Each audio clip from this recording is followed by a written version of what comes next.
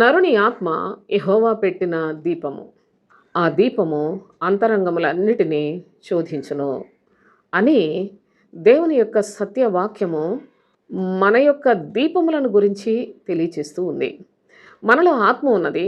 ఈ ఆత్మ దేవుని యొక్క కృప ద్వారా ఒక దీపముగా మనకు తండ్రి దయచేసి ఉన్నాడు.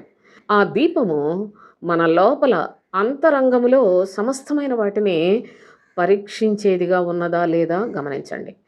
మనము దేవుని యొక్క వాక్య ప్రకారముగా జీవించు వారమైతే, ఆయన యందు భయభక్తులు కలిగి జీవించు వారమైతే, మన యొక్క దీపము మనల్ని క్రమముగా నడిపిస్తూ ఉంటుంది. లేదు, దేవుని యొక్క వాక్యాన్ని నిర్లక్ష్యపెట్టు వారైతే వారి దీపాలు ఆరిపోవడమే కాదు, వారి దీపములు వారి యొక్క బ్రతుకులను చీకటిలోనికే త్రోసివేయబడినట్లుగా చేయగలవు. జాగ్రత్త.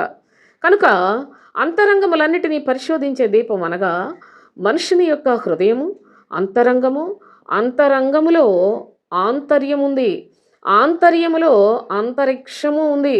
వీటన్నిటి లోపల జాగ్రత్తగా దేవుని యొక్క వాక్యాన్ని మనం ఏ భాగములో దేనికి సంబంధించిన పరిశుద్ధత, యథార్థత, నీతిని, సత్యమును అమర్చుకొని మనము దేవుని యొక్క ఇష్టానుసారముగా జీవిస్తామో అప్పుడు మాత్రమే మన దీపములు చాలా జాగ్రత్తగా వెలుగుతూనే ఉంటాయి సోదరులారా.